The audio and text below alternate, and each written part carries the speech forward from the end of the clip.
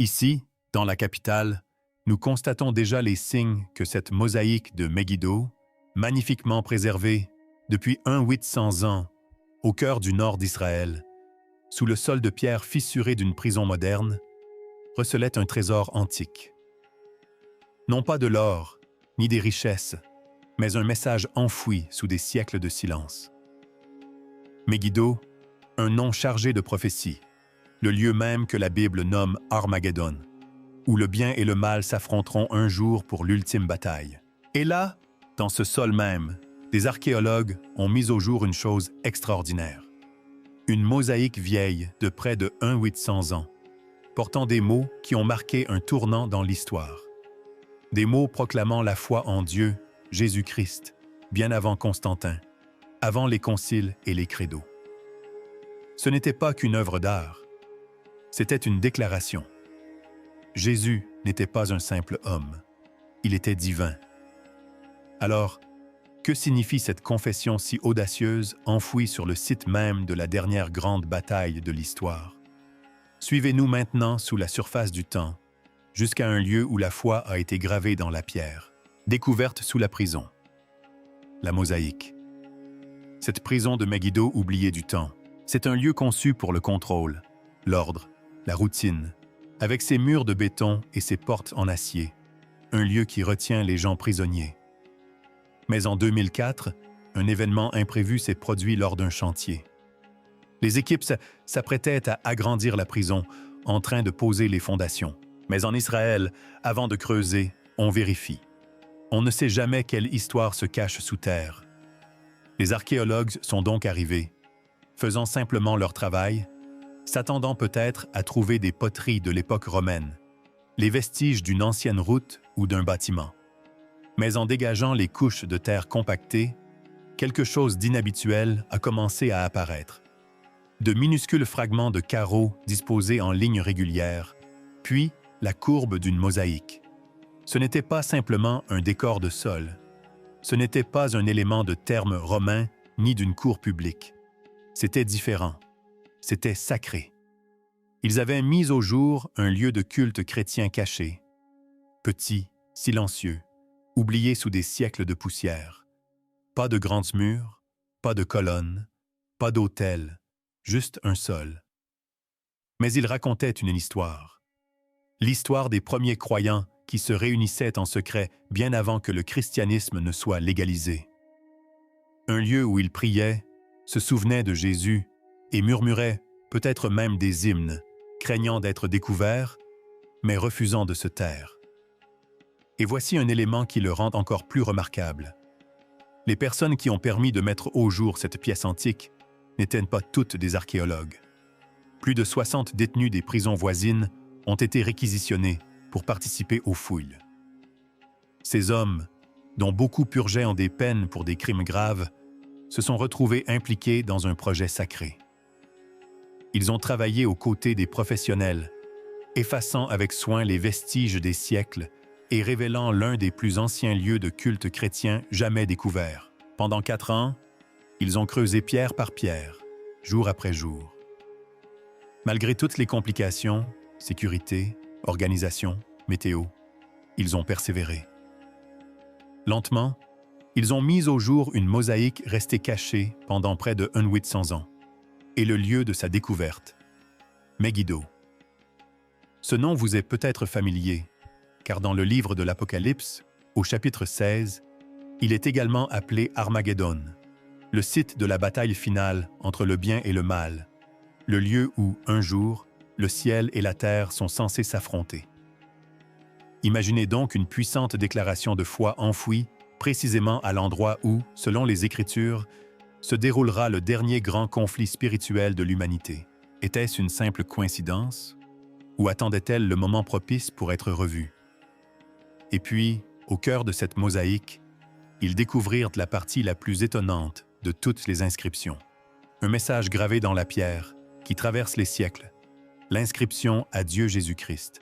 Parmi les formes et les motifs de l'ancien sol, 3 inscriptions grecques ont été mises au jour. Mais l'une d'elles se distinguait, une seule ligne, quelques mots seulement. Pourtant, Ils portaient le poids de tout un système de croyances. On pouvait y lire « Archippus, le pieux, a offert la table à Dieu Jésus-Christ en guise de mémorial. » Tout simplement. Une affirmation claire et discrète, vieille de près de 1800 ans. Sans discussion, sans hésitation. Jésus n'était pas seulement un grand homme ou un prophète, il était appelé Dieu. Et ce texte n'a pas été écrit à une époque de confort ou de sécurité. Il a été gravé à une époque où être chrétien pouvait vous valoir la prison, voire pire. Pourtant, quelqu'un, probablement une femme nommée Aptus, a fait ce don avec audace. La table qu'elle a offerte, les érudits pensent qu'il s'agissait d'une table eucaryote, un lieu où la communauté chrétienne primitive partageait de la communion, ce repas sacré en souvenir de la scène. Ce n'était pas simplement un rassemblement social, c'était un acte de culte. Et Jésus n'y était pas seulement honoré, il y était adoré. C'est ce qui rend ce texte si puissant. Pendant des années, on a soutenu que l'idée de la divinité de Jésus n'était apparue que bien plus tard. Certains disent même qu'elle n'est apparue qu'au concile de Nica en 325 après Jésus-Christ. Mais ce sol, cette inscription, raconte une autre histoire. Elle nous montre que la croyance en Jésus comme Dieu était déjà profondément enracinée dans le cœur de ses disciples près d'un siècle auparavant. Elle n'a pas été imposée par la politique. Elle n'a pas été construite par des empereurs.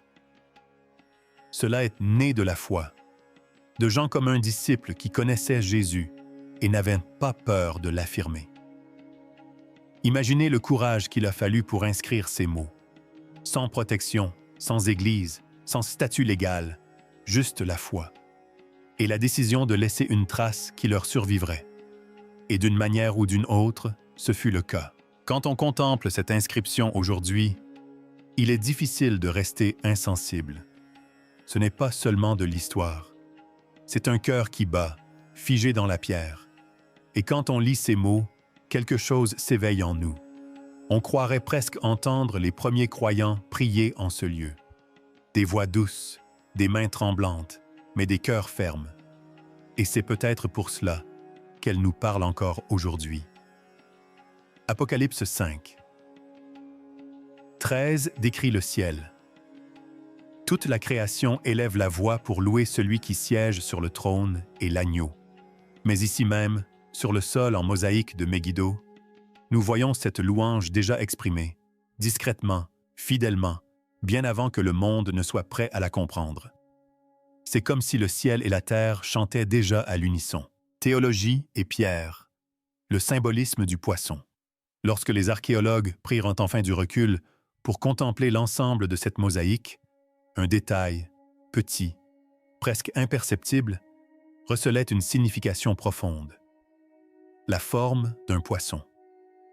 Pour les contemporains, il pourrait s'agir d'un simple ornement, voire d'un clin d'œil à la culture de la pêche locale. Mais pour les premiers chrétiens, le poisson était bien plus que cela. En grec, le mot « poisson » est « iktas ». Or, ces lettres ne formaient pas seulement un mot. Elles constituaient un acronyme. Chaque lettre représentait une phrase. « Jesus Tuios Sauter » signifie « Jésus-Christ, Fils de Dieu, Sauveur ». C'était une profession de foi discrète, utilisée à une époque où les déclarations publiques pouvaient vous valoir une arrestation, voire pire. Durant ces premières années, les croyants devaient souvent faire preuve de prudence. S'afficher publiquement comme disciple de Jésus n'était pas seulement impopulaire, c'était dangereux. Alors, au lieu de parler librement, ils utilisaient des symboles. Un simple poisson dessiné dans le sable, une marque sur un mur. Cela suffisait pour dire « Je suis l'un des siens ». Vous n'êtes pas seul.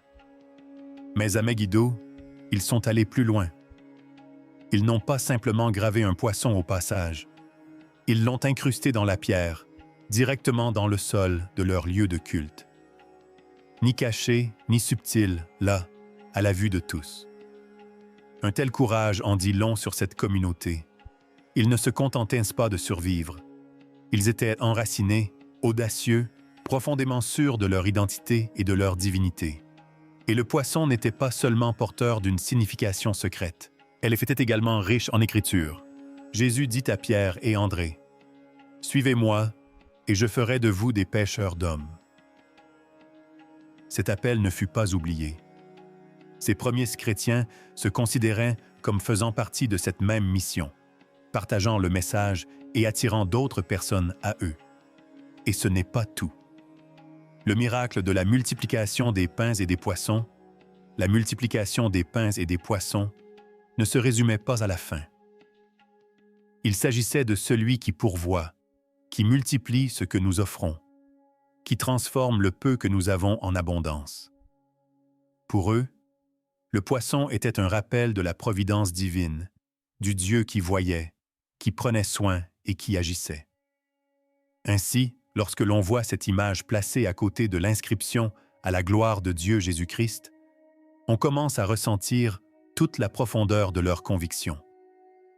Ils n'honoraient pas seulement un maître, ils proclamaient le Fils de Dieu, leur Sauveur, avec discrétion, révérence et de façon inébranlable, le tout sous la forme d'un poisson. Le culte des premiers chrétiens avant Constantin. Imaginons maintenant ce que cela devait être de pénétrer dans cet espace de prière au IIIe siècle.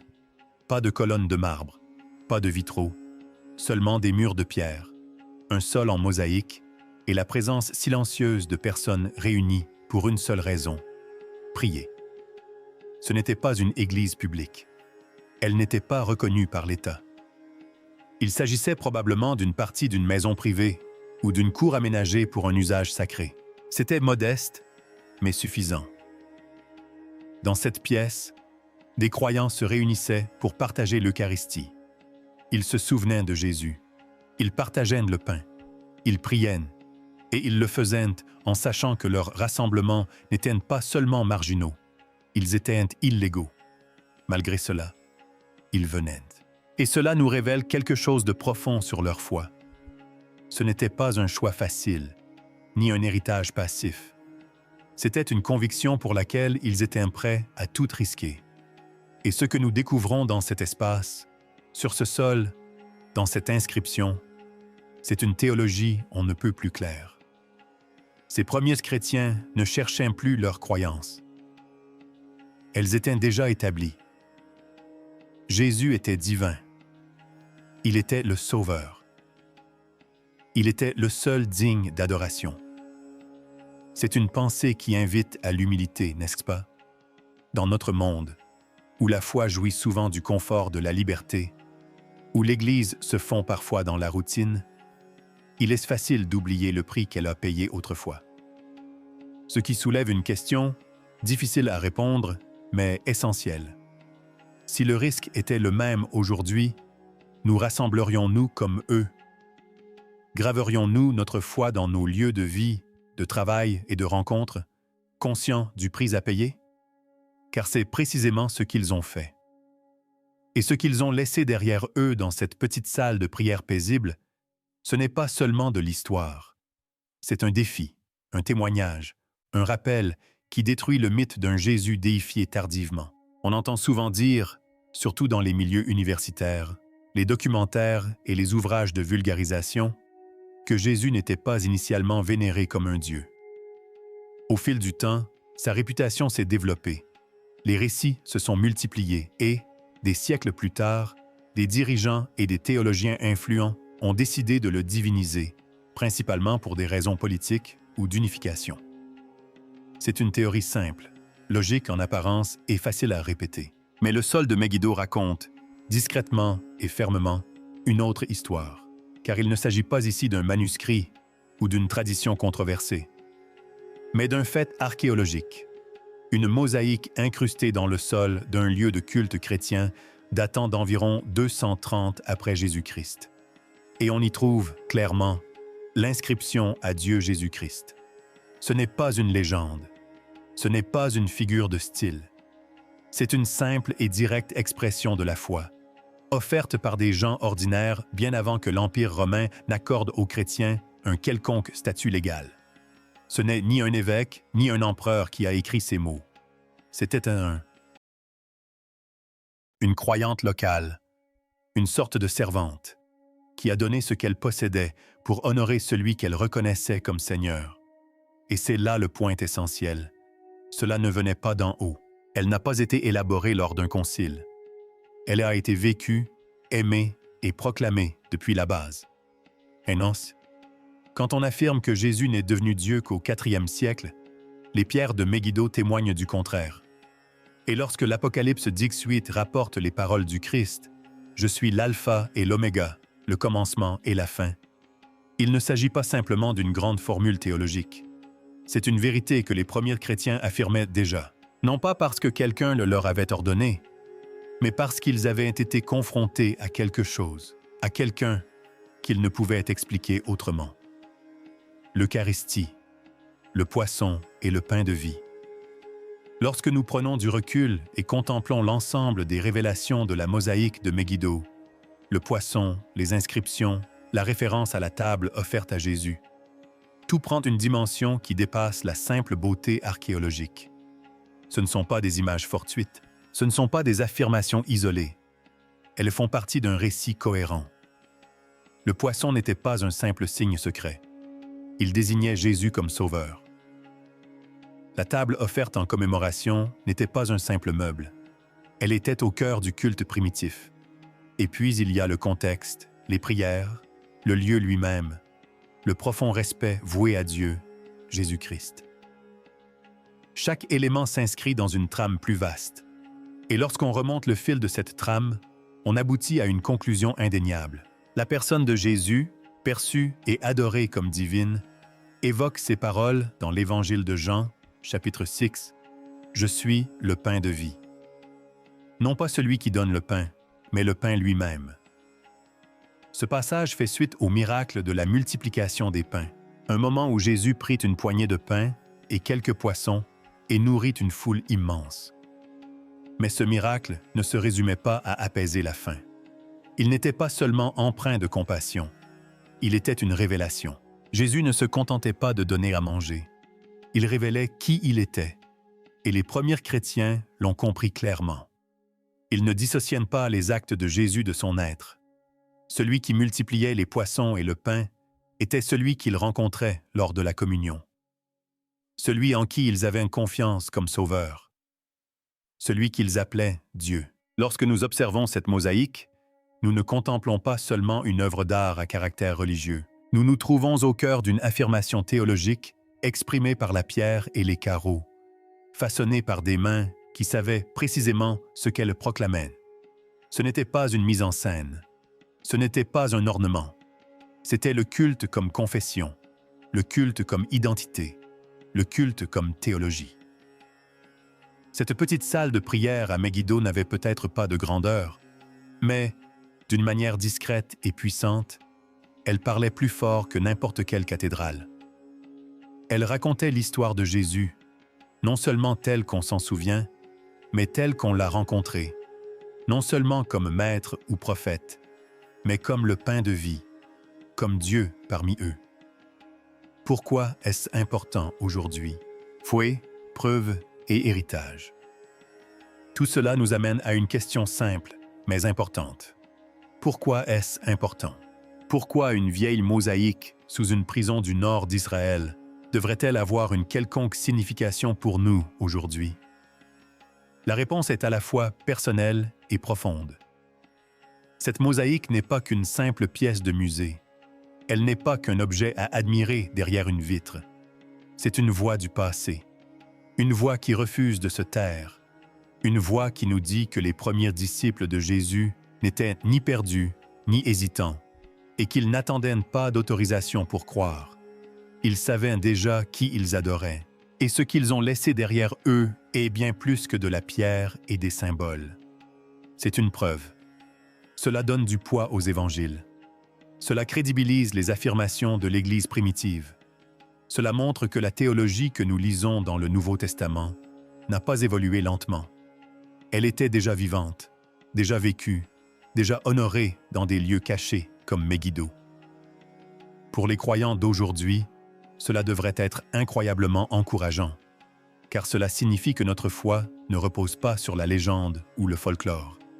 Elle est enracinée dans l'histoire, dans le témoignage, dans la vérité gravée non seulement dans les Écritures, mais aussi dans la pierre. Et pour ceux qui restent sceptiques, qui se demandent si la croyance en Jésus comme Dieu a été inventée bien plus tard pour des raisons politiques ou institutionnelles, cette mosaïque représente un défi discret mais inébranlable. Si Jésus n'était pas considéré comme divin dès le début, pourquoi ses premiers disciples ont-ils ancré cette croyance dans les fondements même de leur lieu de culte? Pourquoi prendre un tel risque? Pourquoi formuler une affirmation aussi audacieuse si elle n'était pas déjà profondément, indéniablement réelle pour eux? Dans un monde de plus en plus cynique, méprisant, voire hostile à la foi, cette découverte suscite une forme de résistance silencieuse. Elle nous rappelle que la vérité ne se trouve pas toujours à la surface. Parfois, elle se cache sous terre. Parfois, elle survit dans les recoins tranquilles, mais elle perdure toujours. Et maintenant qu'elle a été mise au jour, elle parle à nouveau. Les pierres de Megiddo ont raconté leur histoire. Elles nous ont montré l'audace de la foi primitive, la clarté du culte des premiers temps et la vérité immuable de l'identité de Jésus. Et peut-être, qui sait, cette histoire refait surface parce qu'elle est plus que jamais nécessaire.